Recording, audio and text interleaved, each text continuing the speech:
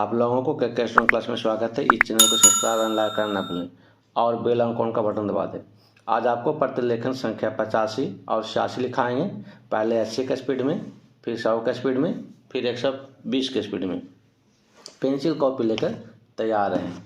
Ready, last ready, start. सभापति महोदय, जो रिपोर्ट मद्य निषेध के संबंध में सदन के सामने प्रस्तुत हुई है, मैं उसके संबंध में अपने विचार रखने जा रहा हूँ। इस रिपोर्ट के 2 भाग हैं। इन दोनों भागों में बहुत सी बातों का वर्णन किया गया है। बहुत सारी विवेचना इस रिपोर्ट के अंदर है। मैं इसके विस्तार में जाना नहीं चाहता हूँ, लेकिन कुछ ठोस और विशेष बातें आपके सामने रखना चाहता हूँ। पहली बात तो यह है कि क्या नशाबंदी हमारे लिए आवश्यक है। क्या यह आवश्यक तो यह है कि क्या नशाबंदी हमारे लिए आवश्यक है। क्या यह आवश्यक है कि हम मद्यपान ना करें। इस पर ध्यान देने से आपको पता चलेगा कि जो भी काम हम अपने हाथ में लेते हैं, चाहे वह खेती का हो, व्यापार का हो या यांत्रिक युग और विज्ञान का हो, उसके लिए आवश्यक है कि आदमी का मस्तिष्क ठीक तरह से काम करे। अगर मस्तिष्क का संतुलन बिगड़ जाता है तो वह उसको ठीक तरह से कर नहीं सकता। और यह शराब एक ऐसी चीज़ है जो कि व्यक्ति के मस्तिष्क का संतुलन खो देती है। इसीलिए हमारे देश में हमारे नेताओं ने यह आवश्यक समझा था कि अगर इस देश में सामाजिक और आर्थिक जीवन का संतुलन ठीक रखना है, लोगों को किसी चीज़ का ज्ञान देना है, किसी चीज़ को उन्हें सिखलाना है, तो उसके लिए आवश्यक है कि इंसान का दिमाग ठीक रहे। और इसीलिए नशाबंदी का होना बहुत ही आवश्यक है। इस बात का प्रचार स्वतंत्रता के पहले और बाद में भी किया गया। यदि हम धार्मिक ग्रंथों को देखें, हिंदू धर्म के वेद तथा शास्त्रों को देखें, ईसाइयों की बाइबिल को देखें या मुसलमानों की पवित्र कुरान को देखें, तो किसी ग्रंथ में भी इस प्रकार की विचारधारा नहीं है कि आदमी शराब पिए। पैराचेंज हर स्थान पर इसका खंडन किया गया है। सभी महापुरुषों ने, चाहे वे लोकमान्य तिलक हों या महात्मा गांधी जी हों, जो कि इस देश के सामाजिक और राष्ट्रीय जीवन के लिए अग्रसर थे, उन्होंने भी इस बात का खंडन किया है और कहा है कि नशा इंसान के लिए कोई अच्छी चीज़ नहीं है और इसलिए उसका उपयोग नहीं करना चाहिए। मैं आपके द्वारा इस सदन का ध्यान दिलाऊंगा कि शराबबंदी को जहाँ जहाँ भी ढील दी गई है और वहाँ पर देखने से पता चलता है कि हालत कितनी खराब हुई है।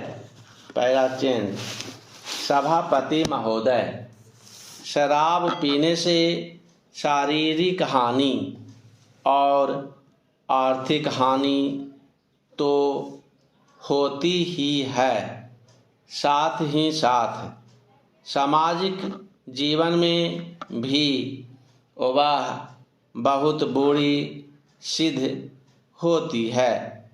जहाँ पर नशाबंदी खुल गई है, मुझे पता है कि महाराष्ट्र और आंध्र के कुछ ऐसे हिस्से हैं जहाँ पर शराबबंदी लागू नहीं है और वहाँ पर दिन दिन अपराध बढ़ते जा रहे हैं। पहला चेंज, मानवर, इस अनुदान पर जब हम विचार कर रहे हैं तो हमारे सामने 3 परिस्थितियां हैं। नक्सलवादी, किसान विद्रोह। देश के अनेक भागों में अकाल की काली साया और आंदोलनों की बढ़ती हुई लहर। मैं निश्चित रूप से कह सकता हूं कि सरकार की अब तक की खाद्य नीति और कृषि नीति असफल सिद्ध हुई है। इसका मूल कारण क्या रहा? कारण केवल एक रहा है कि क्रांतिकारी भूमि सुधार अब तक 55 वर्ष के अंदर भी नहीं किए जा सके, जबकि स्वतंत्रता प्राप्ति के 5 वर्ष में वे कर दिए जाने चाहिए थे। इसीलिए हम इस क्षेत्र में अब तक असफल सिद्ध हुए हैं। राष्ट्रीय स्वतंत्रता और संग्राम के ज़माने में सबसे आकर्षक नारा हिंदुस्तान के करोड़ों मानवों को, किसानों को दिया गया था, यानी जमीन उनको दी जाए जिनके हाथ जमीन जोतते हैं।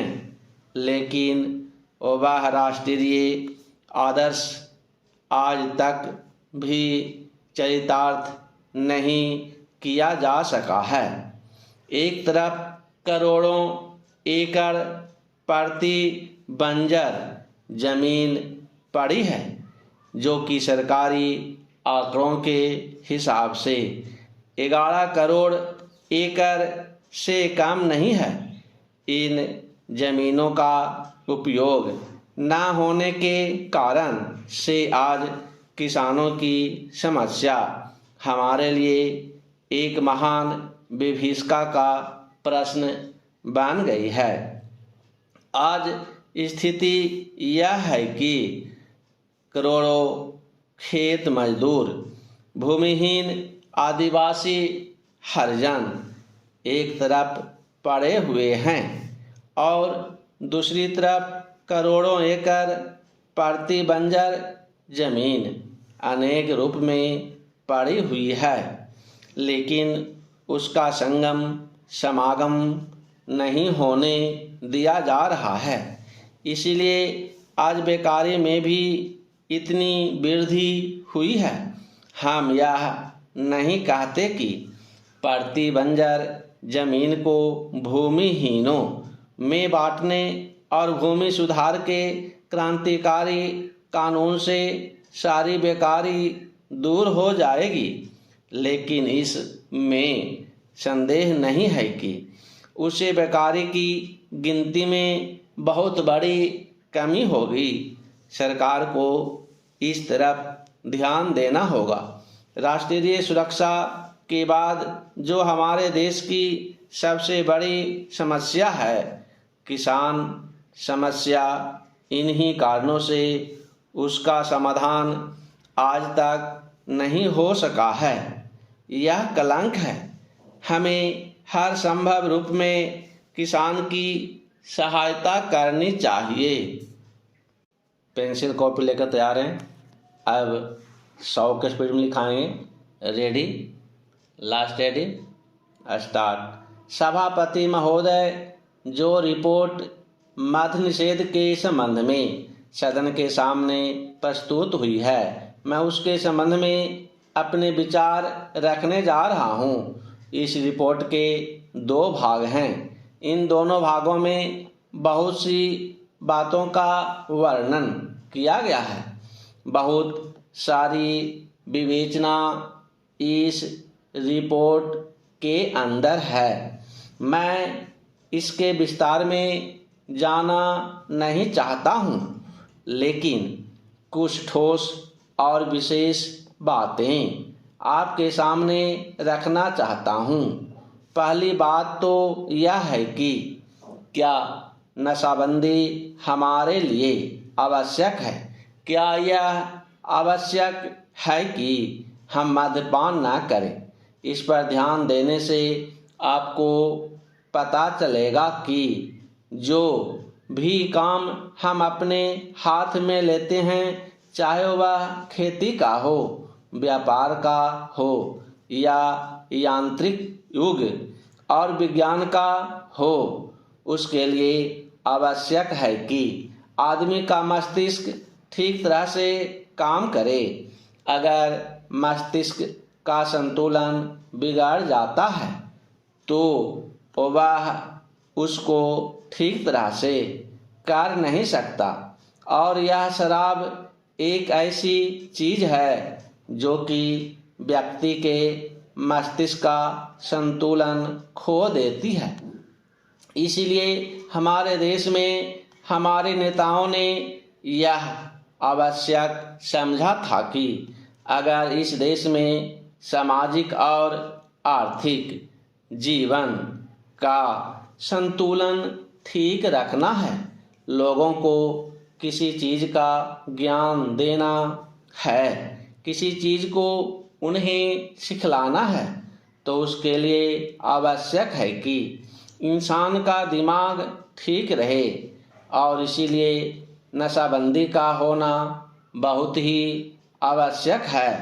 इस बात का प्रचार स्वतंत्रता के पहले और बाद में भी किया गया। यदि हम धार्मिक ग्रंथों को देखें, हिंदू धर्म के वेद तथा शास्त्रों को देखें, ईसाइयों की बाइबिल को देखें या मुसलमानों की पवित्र कुरान को देखें, तो किसी ग्रंथ में भी इस प्रकार की विचारधारा नहीं है कि आदमी शराब पिए। पैराचेंज, हर स्थान पर इसका खंडन किया गया है। सभी महापुरुषों ने, चाहे वे लोकमान्य तिलक हों या महात्मा गांधी जी हों, जो कि इस देश के सामाजिक और राष्ट्रीय जीवन के लिए अग्रसर थे, उन्होंने भी इस बात का खंडन किया है और कहा है कि नशा इंसान के लिए कोई अच्छी चीज़ नहीं है और इसीलिए उसका उपयोग नहीं करना चाहिए। मैं आपके द्वारा इस सदन का ध्यान दिलाऊंगा कि शराबबंदी को जहाँ जहाँ भी ढील दी गई है, वहाँ पर देखने से पता चलता है कि हालत कितनी खराब हुई है। पैराचेंज, सभापति महोदय, शराब पीने से शारीरिक हानि और आर्थिक हानि तो होती ही है, साथ ही साथ सामाजिक जीवन में भी वह बहुत बुरी सिद्ध होती है जहाँ पर नशाबंदी खुल गई है। मुझे पता है कि महाराष्ट्र और आंध्र के कुछ ऐसे हिस्से हैं जहाँ पर शराबबंदी लागू नहीं है और वहाँ पर दिन दिन अपराध बढ़ते जा रहे हैं। पहला चेंज, मानवर इस अनुदान पर जब हम विचार कर रहे हैं तो हमारे सामने 3 परिस्थितियां हैं। नक्सलवादी किसान विद्रोह, देश के अनेक भागों में अकाल की काली छाया और आंदोलनों की बढ़ती हुई लहर। मैं निश्चित रूप से कह सकता हूं कि सरकार की अब तक की खाद्य नीति और कृषि नीति असफल सिद्ध हुई है। इसका मूल कारण क्या रहा? कारण केवल एक रहा है कि क्रांतिकारी भूमि सुधार अब तक 55 वर्ष के अंदर भी नहीं किए जा सके, जबकि स्वतंत्रता प्राप्ति के 5 वर्ष में वे कर दिए जाने चाहिए थे। इसीलिए हम इस क्षेत्र में अब तक असफल सिद्ध हुए हैं। राष्ट्रीय स्वतंत्रता और संग्राम के ज़माने में सबसे आकर्षक नारा हिंदुस्तान के करोड़ों मानवों को किसानों को दिया गया था, यानी ज़मीन उनको दी जाए जिनके हाथ ज़मीन जोतते हैं। लेकिन वह राष्ट्रीय आदर्श आज तक भी चरितार्थ नहीं किया जा सका है। एक तरफ करोड़ों एकड़ प्रति बंजर जमीन पड़ी है, जो कि सरकारी आंकड़ों के हिसाब से 11 करोड़ एकड़ से कम नहीं है। इन जमीनों का उपयोग न होने के कारण से आज किसानों की समस्या हमारे लिए एक महान विभीषिका का प्रश्न बन गई है। आज स्थिति यह है कि करोड़ों खेत मजदूर, भूमिहीन आदिवासी, हरिजन एक तरफ पड़े हुए हैं और दूसरी तरफ करोड़ों एकड़ प्रति बंजर जमीन अनेक रूप में पड़ी हुई है, लेकिन उनका संगम समागम नहीं होने दिया जा रहा है। इसीलिए आज बेकारी में भी इतनी वृद्धि हुई है। हम यह नहीं कहते कि प्रति बंजर जमीन को भूमिहीनों में बांटने और भूमि सुधार के क्रांतिकारी कानून से सारी बेकारी दूर हो जाएगी, लेकिन इसमें संदेह नहीं है कि उससे बेकारी की गिनती में बहुत बड़ी कमी होगी। सरकार को इस तरफ ध्यान देना होगा। राष्ट्रीय सुरक्षा के बाद जो हमारे देश की सबसे बड़ी समस्या है, किसान समस्या, इन्हीं कारणों से उसका समाधान आज तक नहीं हो सका है। यह कलंक है। हमें हर संभव रूप में किसान की सहायता करनी चाहिए। अब 120 के स्पीड लिखाएंगे। पेंसिल कॉपी लेकर तैयार है। Ready, last ready, start. सभापति महोदय, जो रिपोर्ट मद निषेध के संबंध में सदन के सामने प्रस्तुत हुई है, मैं उसके संबंध में अपने विचार रखने जा रहा हूँ। इस रिपोर्ट के 2 भाग हैं। इन दोनों भागों में बहुत सी बातों का वर्णन किया गया है। बहुत सारी विवेचना इस रिपोर्ट के अंदर है। मैं इसके विस्तार में जाना नहीं चाहता हूँ, लेकिन कुछ ठोस और विशेष बातें आपके सामने रखना चाहता हूँ। पहली बात तो यह है कि क्या नशाबंदी हमारे लिए आवश्यक है? क्या यह आवश्यक है कि हम मद्यपान न करें? इस पर ध्यान देने से आपको पता चलेगा कि जो भी काम हम अपने हाथ में लेते हैं, चाहे वह खेती का हो, व्यापार का हो या यांत्रिक युग और विज्ञान का हो, उसके लिए आवश्यक है कि आदमी का मस्तिष्क ठीक तरह से काम करे। अगर मस्तिष्क का संतुलन बिगड़ जाता है तो वह उसको ठीक तरह से कर नहीं सकता। और यह शराब एक ऐसी चीज है जो कि व्यक्ति के मस्तिष्क का संतुलन खो देती है। इसीलिए हमारे देश में हमारे नेताओं ने यह आवश्यक समझा था कि अगर इस देश में सामाजिक और आर्थिक जीवन का संतुलन ठीक रखना है, लोगों को किसी चीज़ का ज्ञान देना है, किसी चीज़ को उन्हें सिखलाना है, तो उसके लिए आवश्यक है कि इंसान का दिमाग ठीक रहे। और इसीलिए नशाबंदी का होना बहुत ही आवश्यक है। इस बात का प्रचार स्वतंत्रता के पहले और बाद में भी किया गया। यदि हम धार्मिक ग्रंथों को देखें, हिंदू धर्म के वेद तथा शास्त्रों को देखें, ईसाइयों की बाइबिल को देखें या मुसलमानों की पवित्र कुरान को देखें, तो किसी ग्रंथ में भी इस प्रकार की विचारधारा नहीं है कि आदमी शराब पिए। प्राचीन हर स्थान का इसका खंडन किया गया है। सभी महापुरुषों ने, चाहे वे लोकमान्य तिलक हों या महात्मा गांधी जी हों, जो कि इस देश के सामाजिक और राष्ट्रीय जीवन के लिए अग्रसर थे, उन्होंने भी इस बात का खंडन किया और कहा कि नशा इंसान के लिए कोई अच्छी चीज़ नहीं है और इसलिए उसका उपयोग नहीं करना चाहिए। मैं आपके द्वारा इस सदन का ध्यान दिलाऊंगा कि शराबबंदी को जहाँ जहाँ भी ढील दी गई है वहाँ पर देखने से पता चलता है कि हालत कितनी खराब हुई है। पहला चैन, सभापति महोदय, शराब पीने से शारीरिक हानि और आर्थिक हानि तो होती ही है, साथ ही साथ सामाजिक जीवन में भी वह बहुत बुरी सिद्ध होती है।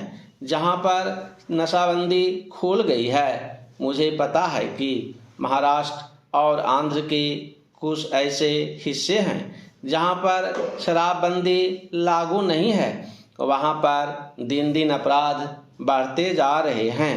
पैराचेंज, मानवर, इस अनुदान पर जब हम विचार कर रहे हैं तो हमारे सामने 3 परिस्थितियां हैं। नक्सलवादी, किसान विद्रोह, देश के अनेक भागों में अकाल की काली छाया और आंदोलनों की बढ़ती हुई लहर।